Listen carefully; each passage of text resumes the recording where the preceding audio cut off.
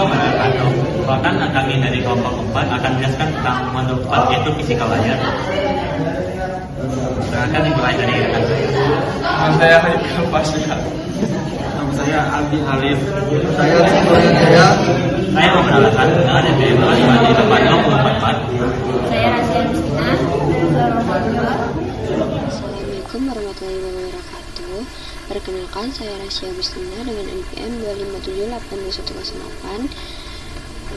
Pada video kali ini saya akan menjelaskan modul 4 tentang lapisan fisik pada 4.1 tujuan lapisan fisik. Nah, di sini 4.1.1 koneksi fisik. Nah, syarat utama komunikasi. Sebelum komunikasi, jaringan dapat terjadi koneksi fisik ke jaringan lokal harus dibangun terlebih dahulu, baik untuk menghubungkan perangkat ke printer lokal maupun ke situs web di luar negeri. Nah,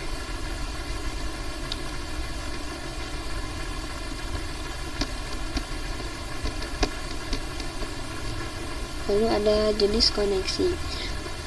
Jaringan kabel wired, data ditransmisikan melalui kabel fisik, misalnya komputer, desktop atau laptop yang terhubung ke switch bersama di kantor. Selanjutnya jaringan nirkabel atau wireless. Data ditransmisikan menggunakan gelombang radio melalui perangkat seperti wireless access point atau AP atau wireless router. Nah, komponen utama perangkat nirkabel atau home router itu ada antena nirkabel bisa tertanam di dalam perangkat. Selanjutnya beberapa switch port Ethernet untuk koneksi kabel. Nah, satu port internet itu untuk menghubungkan ke penyedia layanan modem.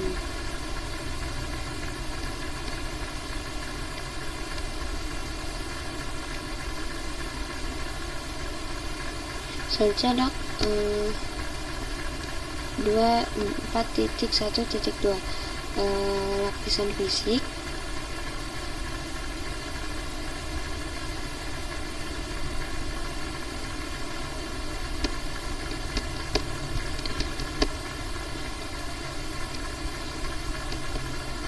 Nah, di sini ada koneksi kabel ke router dan kabel kartu antarmuka jaringan. Nah, fungsi mengoperasikan dan menghubungkan perangkat keras ke jaringan atau jenis NIC, Internet NIC digunakan untuk koneksi fisik menggunakan kabel Ethernet. Lalu ada WLAN NIC digunakan untuk koneksi nirkabel atau WiFi. Nah, catatan itu sebuah perangkat bisa memiliki salah satu atau kedua jenis NIC ini. Contohnya, ponsel pintar umumnya hanya memiliki WLAN NIC, sedangkan komputer atau printer tertentu bisa memiliki keduanya, atau hanya Ethernet NIC saja. Baru selanjutnya kita masuk ke 4.1.2 yaitu lapisan fisik. Nah, fungsi utama lapisan fisik OSI bertanggung jawab untuk mengangkut bibit data yang membentuk frame dari akan menjelaskan bagian 4.2 yaitu physical layer karakteristik atau karakteristik lapisan fisiknya. Yang pertama tuh ada standar lapisan fisiknya. Nah,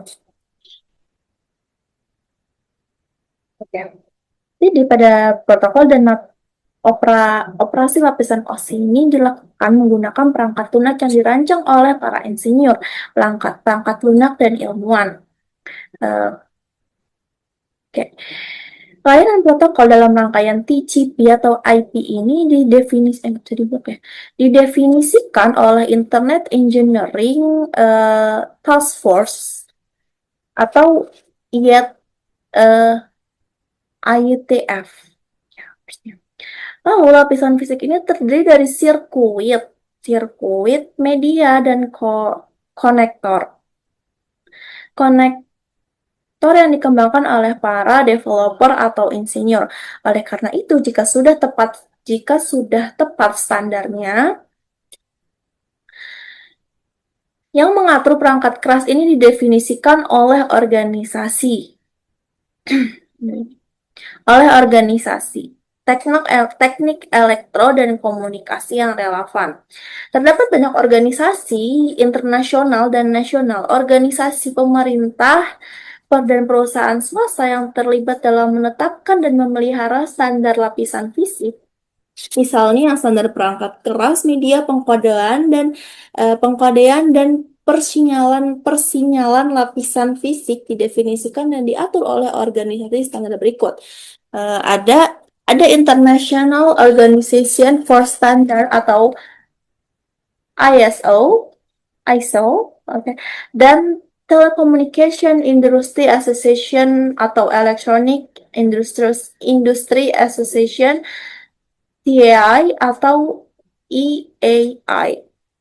Lalu ada International Telecommunication Union atau ITU, American National Standard Institute, INSE, Institute of Electrical and Electronic Engineers atau EIII atau IE, National Telecommunication Regulatory Authorities including the Federal Communication Commission atau FCC.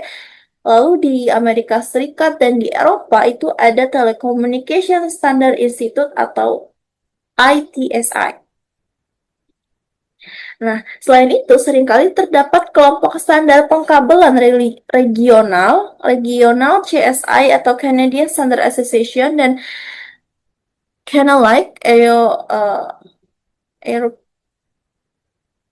Eropa itu kan. Committee for Electronical Standard dan GSA atau JIS, Japanese Standard Association yang mengembangkan spesifikasi lokalnya. You can see di dalam gambar itu di bagian application sampai ke data link. Itu standar TCP atau IP yang diimplementasikan dalam perangkat lunak dan diatur oleh IETF. Lalu di bagian physical dan data link itu standar lapisan fisik yang diimplementasikan dalam perangkat keras yang diatur oleh banyak organisasi termasuk ISO, ANSI atau TIA, ITU, ANSI, dan I. Selanjutnya tuh ada komponen fisik. Standar lapisan fisik ini mencakup 3 arena fungsional, yaitu komponen fisik, pengkodean, sama pemberian sinyal. Ya. Komponen fisik adalah perangkat keras elektronik, media, dan konektor lain yang mengirimkan sinyal.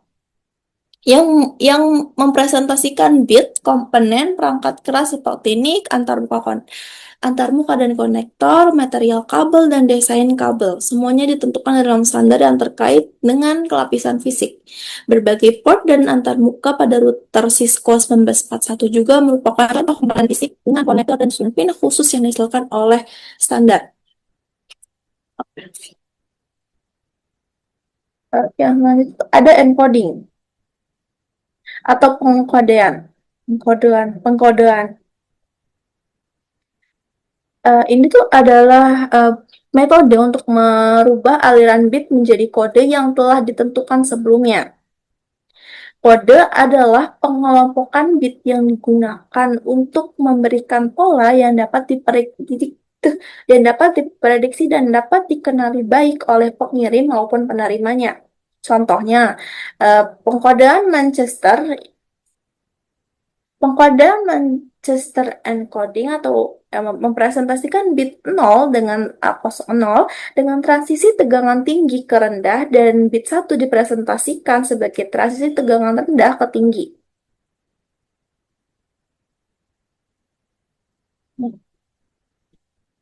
Ini kan tadi bit 0 itu tuh diterangkan dari tegangan tinggi ke rendah, berarti dari sini.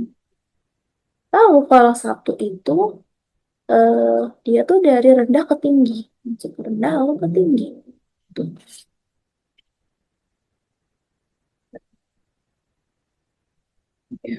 Lalu ada signaling atau pen pesignalan, ya itulah. Lapisan fisik harus menghasilkan sinyal listrik, optik, atau kabel yang mempresentasikan 1 dan 0 pada media. Cara bit dipresentasikan disebut metode pensinyalan. Standar lapisan fisik harus mendefinisikan jenis sinyalnya. Apa yang mempresentasikan 1 dan jenis sinyal apa yang mempresentasikan 0. Ini yang disederhanakan. Perubahan level sinyal listrik atau pulsa optik, misalnya pulsa panjang dan mempresentasikan 1, sedangkan pulsa pendek mempresentasikan dengan 0. Oke. Nah, ini contoh eh, contoh sinyal listrik kalau melalui kabel tembaga. Lalu ini contoh sinyal listrik. Ini jika menggunakan fiber optik, lalu wireless media atau media nirkabel. Lalu ada bandwidth. Bandwidth ini berbagai media fisik yang mendukung transfer bit dengan kecepatan yang berbeda. Transfer data biasanya dibahas dalam hal bandwidth. Bandwidth adalah kapasitas suatu media untuk membawa data. Bandwidth ini di digital, dia mengukur jumlah data yang dapat mengalir dari satu tempat ke tempat lain dalam jumlah tertentu.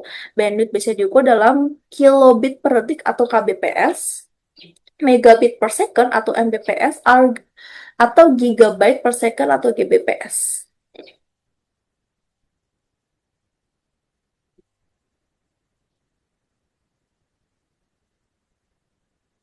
Nah, tabel ini itu menunjukkan satuan ukuran yang umum digunakan untuk bandwidth-nya.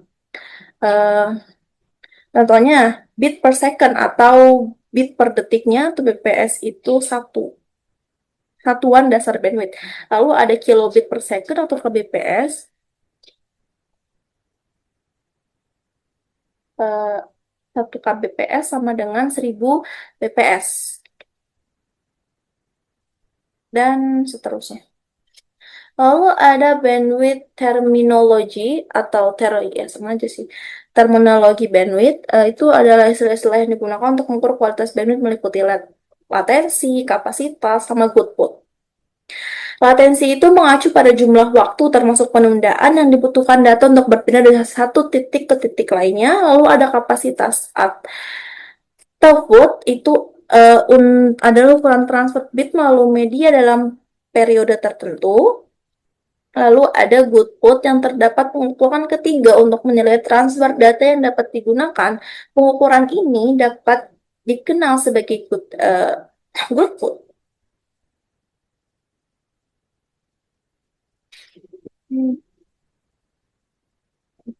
Udah? Ini ada Oke, sekian penjelasan saya akan dilanjutkan oleh rekan saya. Baik, saya Muhammad Al Hasan akan menjelaskan bagian 4.3, yaitu kabel copper atau tembaga. Selanjutnya ini ada karakteristik dari kabel tembaga atau copper ya. Kabel tembaga adalah jenis kabel yang paling umum digunakan dalam jaringan pada saat ini. Media tembaga sering digunakan karena harganya yang lumayan murah dan juga mudah untuk dipasangkan, serta memiliki tingkat resistensi yang rendah terhadap arus listrik. Dalam prosesnya, data dikirimkan melalui kabel tembaga dalam bentuk pulsa listrik, dan media ini memiliki batasan utama pada jarak dan juga kerentanan terhadap gangguan sinyal. Jadi, semakin jauh sinyal berjalan, maka kualitasnya akan menjadi semakin memburuk. Dan sebuah kondisi yang disebut sebagai attenuasi signal atau signal attenuation. Dan karena alasan inilah kabel tembaga ini harus selalu mematuhi batasan jarak yang ketat sesuai dengan standar yang telah berlaku. Ini contohnya, ini kan dia aturannya stabil gitu. Tapi kalau dia semakin jauh maka sinyalnya akan semakin jelek gitu. Selain jarak, pulsa listrik pada kabel tembaga juga sangat rentan terhadap dua sumber gangguan utama, yaitu adalah electromagnetic interference atau MEI, atau dikenal juga dengan sebutan radio frequency interference, adalah sebuah sinyal MFI dan FRI yang dapat mendistorsi ataupun merusak sinyal data. Sehingga sumber gangguan ini berasal dari gelombang radio atau perangkat elektromagnetik seperti lampu ataupun motor listrik. Dan ada juga gangguan crosswalk, yaitu gangguan yang disebabkan oleh medan listrik atau magnet dari sinyal pada satu kabel yang mempengaruhi sinyal di kabel yang lain karena dia berdekatan. Untuk melawan efek negatif dari EMI dan juga RFI yang tadi, beberapa jenis kabel tembaga dibungkus dengan pelindung logam dan membutuhkan koneksi grounding atau penahan yang tepatnya penahan. Sedangkan untuk melawan efek crosstalk, beberapa jenis kabel tembaga memiliki pasangan kawat sirkuit yang dililit ataupun dililitkan secara berlawanan satu sama lain, gunanya untuk membatalkan gangguan tersebut gitu, karena dia dari listrik gitu. Selanjutnya, dalam infrastruktur jaringan terdapat 3 jenis kabel utama, yaitu UDP, STP, dan juga koaksial kabel. Pertama ada kabel UDP. Kabel UDP adalah media jaringan yang paling umum dan diakhiri dengan konektor RJ45 yang biasa kita gunakan di PC, switch, dan laptop. Dan fungsinya adalah menghubungkan host jaringan dengan perangkat jaringan perantara seperti switch dan juga router. Di dalam jaringan LAN, kabel UDP terdiri dari 4 pasang kawat berkode warna yang dipilih berdasarkan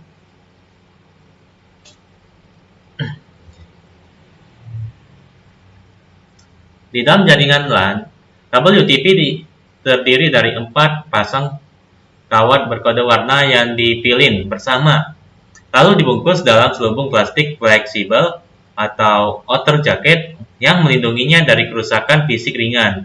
Lilitan kawat ini berfungsi untuk membantu melindungi sinyal dari gangguan antar kawat.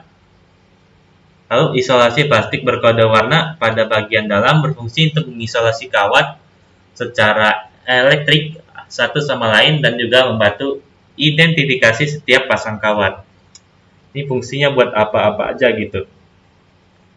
Lanjut lagi, kedua ada jenis kabel STP. Jenis kabel STP ini memberikan pelindungan terhadap gangguan noise yang jauh lebih baik dibandingkan dengan kabel UDP tadi. Namun kabel STP memiliki harga yang jauh lebih mahal dan juga lebih sulit untuk dipasang. Sama seperti UDP, kabel STP juga menggunakan konektor RJ45, tetapi memerlukan konektor data STP khusus yang memiliki pelindung tambahan. Hingga kabel ini menggabungkan teknik pelindung untuk melawan EMI dan juga RFI, serta lilitan kawat untuk melawan crosstalk. Struktur kabel STP terdiri dari 4 pasang kawat, 2, 4. Kawat yang 4 pasang kawat ini masing-masing dibungkus dengan pelindung foil dan diakhiri dengan selubung luar. Jika kabel ini tidak di-grounding dengan benar, maka pelindungnya dapat bertindak seperti antena dan juga menangkap sinyal-sinyal yang tidak diinginkan. Kekurangan dari kabel ini. Selanjutnya, yaitu ada kabel koaksial. Kabel ini dinamakan koaksial karena terdapat 2 konduktor yang berbagai sumbu yang sama di dalamnya. Strukturnya terdiri dari konduktor tembaga di bagian tengah untuk mengirimkan sinyal elektronik yang dikelilingi oleh lapisan isolasi seperti plastik fleksibel. Bahan isolasi tersebut kemudian dikelilingi lagi oleh anyaman tembaga ini pada nomor 2. yang juga sekali anyaman tembaga tua ataupun foil logam yang bertindak sebagai kawat kedua sekaligus pelindung dari gangguan elektromagnetik dari luar. Seluruh bagian tersebut kemudian ditutup dengan selubung kabel luar yang nomor 1 ini yang berfungsi untuk mencegah kerusakan fisik. Kabel koaksial menggunakan berbagai jenis konektor seperti tipe BNC, tipe N, dan juga tipe F. Meskipun perannya di instalasi Ethernet modern sebagian besar sudah digantikan oleh kabel UTP, desain kabel koaksial masih digunakan secara luas untuk instalasi nirkabel, seperti menghubungkan antena ke perangkat radio, serta digunakan pada instalasi kabel di dalam rumah pelanggan. Cukup sekian. Oke, bismillahirrahmanirrahim. Di sini saya Rizky Kurniaha akan menjelaskan tentang modul 4.4 ya. Nah, yaitu kabel UTP ya, perkabelan UTP. Nah, UTP ini apa?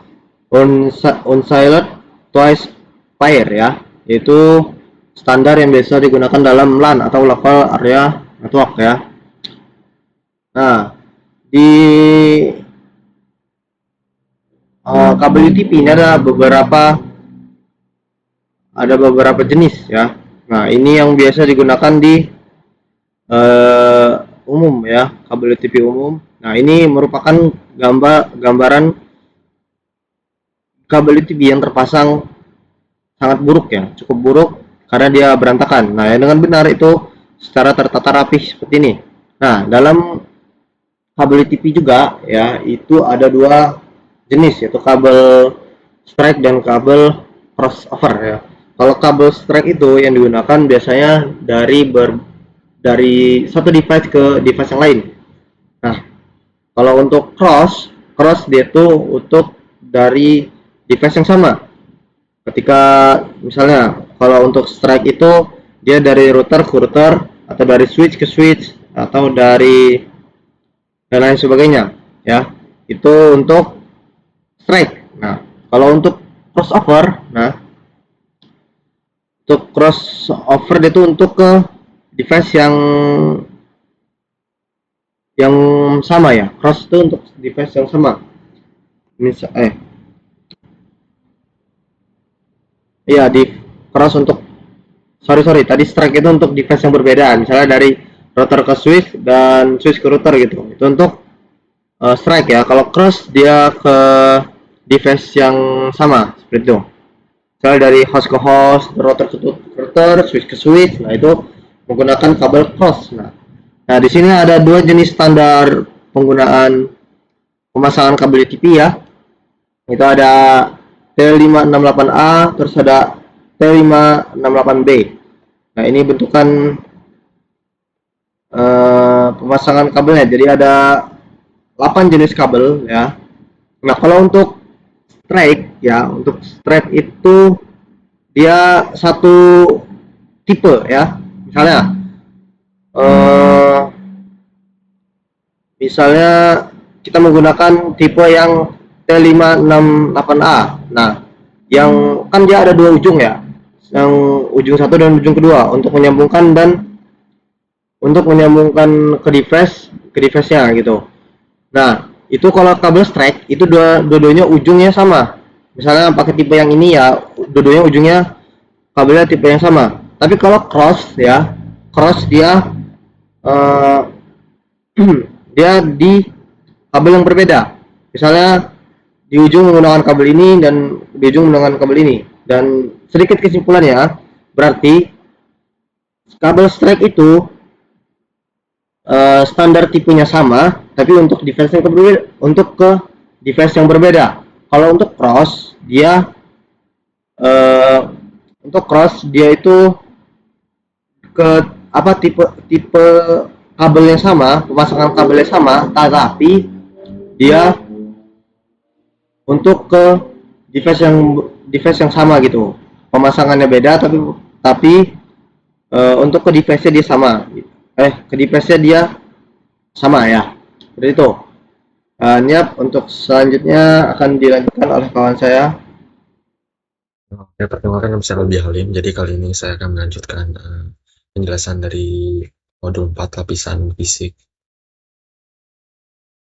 Ini basic layer ya, karena di translate tentang OSI layer.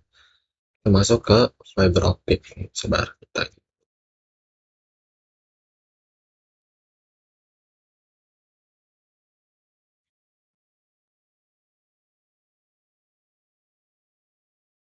Jadi di sini ada sifat kabar fiber optic.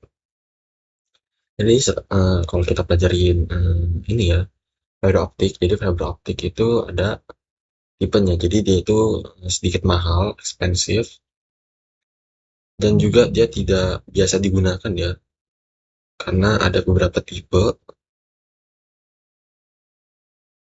Tetapi untuk fiber optic sendiri itu dia merupakan pilihan terbaik dalam setiap situasi. Jadi kita bisa, jadi makanya fiber optic ini walaupun sedikit mahal dan juga tidak biasa digunakan, tapi ini merupakan pilihan terbaik dalam sebuah jaringan untuk memakai fiber optic ini. Fiber. Jadi si fiber optic ini akan mengirimkan data yang panjang dan juga dengan bandwidth yang tinggi dibandingkan dengan network media yang lainnya. Nggak seperti copper wire dan fiber optic. Si fiber optic ini bisa mentransmisikan sinyal dengan sedikit attenuation dan melindungi untuk EMI dan juga RVI ini. Dan biasanya digunakan untuk interconnect network device. Fiber optic juga ini fleksibel ya, tapi dia extremely thin. Dia tipis, sangat tipis. Karena dia pure glass, much bigger than human. Dan nggak semalam ini dibilang itu untuk si fiber optic ini masih lebih tebalan rambut manusia dibanding si fiber optiknya sendiri ya. Nah ini fiber optic ya, untuk contoh gambarnya. Kemudian ada types of fiber media. Fiber optic ini ada tipe-tipenya. Yang pertama ada single mode, kemudian multi mode. Ini untuk single mode fibernya. Nah di sini glass core, diameternya 9 ya. Glass ininya yang ini 125 mikron diameter. Kemudian ada multi mode fiber. Nah ini dia lebih tebal ya, glass core-nya, glass cladding-nya, dan juga polymeric coating-nya. Kemudian kita lanjut ke penggunaan kabel serat optik. Gunakan untuk kabel application dan juga interconnecting infrastructure device. Kemudian untuk FTTH ini digunakan untuk memprovide broadband service to home and small business. Jadi untuk bisnis kecil lah, lebih enak pakai fiber to the home. Dan ada long haul network, jadi ini digunakan untuk yang lebih besar ya, untuk perkotaan ataupun pedesaan. Nah ini pakainya long haul networks. Kemudian ada submarine cable network, ini digunakan untuk yang kecepatan tinggi, kapasitinya juga tinggi, dan juga ya pokoknya ini kabelnya dia lebih jauh ya jangkauannya dari sebelum-sebelumnya. Ini untuk kawasan yang lebih luas lagi. Kemudian kita masuk ke fiber optic connector. Nah di sini ya ada fiber optic connector. Di sini kita lihat gambar-gambarnya.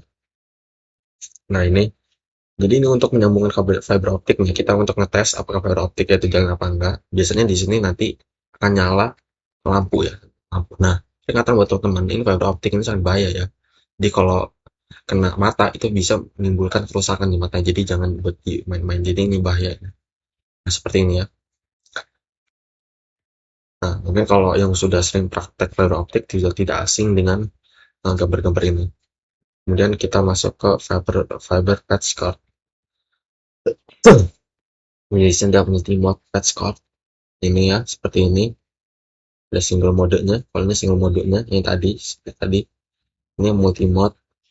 Dan ini single mode patch cord-nya. Seperti ini. Kemudian serot versus tembaga. Jadi there are many advantage. Jadi banyak keuntungan menggunakan fiber optic cable dibanding kabel copper ya. Itu.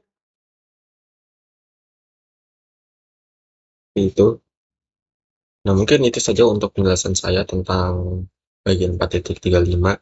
Sisanya akan saya dilanjutkan oleh teman rekan-rekan saya. Terima kasih telah menyaksikan. Maaf jika ada kesalahan dalam penjelasan. Terima kasih. Assalamualaikum warahmatullahi wabarakatuh. Saya Haikal Pasya. Jadi di video kali ini saya akan presentasi modul atau chapter 4. Jadi saya akan chapter 4 ini lapisan fisik dan saya akan presentasikan di modul 4.6 media nirkabel. Sama 4671 sifat-sifat media nirkabel.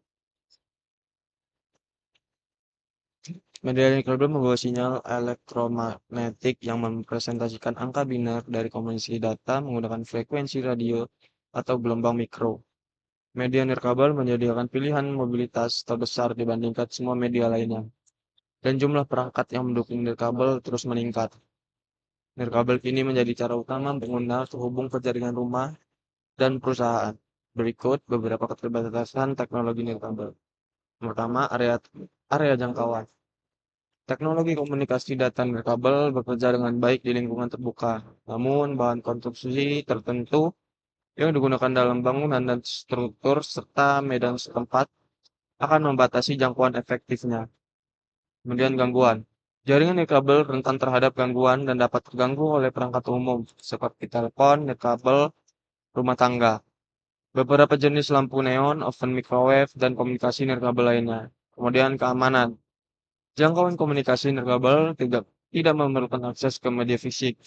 Oleh karena itu, perangkat dan pengguna yang tidak berwenang mengakses jaringan dapat mengakses transmisi. Keamanan jaringan merupakan komponen utama dalam administrasi jaringan kabel. Media bersama. WLAN beroperasi dalam mode half duplex, yang berarti hanya satu perangkat yang dapat mengirim atau menerima data pada satu waktu. Media nirkabel digunakan bersama oleh semua pengguna nirkabel. Banyak pengguna yang mengakses WLAN secara bersamaan mengakibatkan penurunan bandwidth untuk setiap pengguna. Meskipun konektivitas nirkabel semakin populer untuk komputer desktop, tembaga, dan serat optik tetap menjadi media lapisan fisik yang paling populer untuk penyebaran perangkat jaringan perantara, seperti router dan switch. Jenis-jenis media nirkabel. Standar IEEE dan standar industri telekomunikasi untuk komunikasi data nirkabel mencakup lapisan tautan data dan lapisan fisik. Dalam setiap standar ini, spesifikasi lapisan fisik diterapkan pada area yang meliputi hal-hal berikut, yaitu pengujian data ke sinyal radio, frekuensi dan daya transmisi, persyaratan penerimaan dan dekode sinyal, desain dan konstruksi antena. Berikut adalah standar nirkabel Wi-Fi atau IEEE 802.11. Teknologi LAN nirkabel atau WLAN yang umumnya disebut sebagai Wi-Fi WLAN menggunakan protokol berbasis persaingan yang dikenal sebagai Terusense Multiple Access atau Collision Avoidance CSMA atau CA, NIC nirkabel, NIC nirkabel atau harus terlebih dahulu mendengarkan sebelum mengirimkan sinyal untuk menentukan apakah saluran radio kosong. Jika perangkat nirkabel lain sedang mengirimkan sinyal, maka NIC harus menunggu hingga saluran kosong. Kemudian Bluetooth IEEE 802.15. Ini adalah standar jaringan area pribadi kabel atau WIPAN yang umumnya dikenal sebagai Bluetooth. Standar ini menggunakan proses pemasangan perangkat untuk berkomunikasi dalam jarak 1 hingga 100 meter. Kemudian ada WiMAX atau IEEE 802.16. Umumnya dikenal sebagai Worldwide Interoperability for Microwire Access atau WiMAX. Standar nirkabel ini menggunakan topologi point-to-multipoint untuk menyediakan akses broadband nirkabel. Kemudian ZigBee atau IEEE 802.15.4. ZigBee adalah spesifikasi yang digunakan untuk komunikasi dengan laju data rendah dan daya rendah. Oke, dan ada jaringan LAN nirkabel. Implementasi data nirkabel yang umumnya memungkinkan perangkat untuk terhubung secara nirkabel melalui LAN. Secara umum, WLAN membutuhkan perangkat jaringan berikut, yaitu access point atau AP nirkabel. Perangkat ini memusatkan sinyal nirkabel dari pengguna dan terhubung ke infrastruktur. Bentar.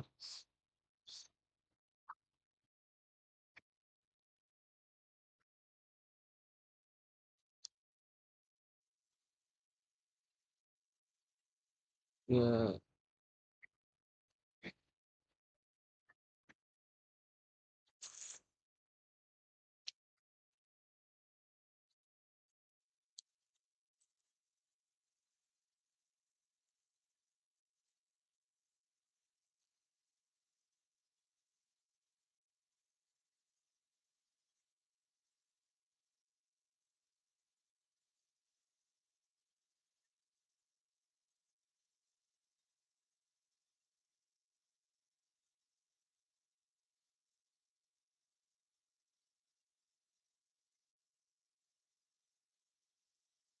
oke, mungkin cukup presentasi dari saya. Saya akhiri. Assalamualaikum warahmatullahi wabarakatuh. Baiklah, mungkin itu saja materi yang dapat kami sampaikan. Kami mohon maaf bila ada kesalahan atau ucapan. Kami akhiri. Wassalamualaikum warahmatullahi wabarakatuh.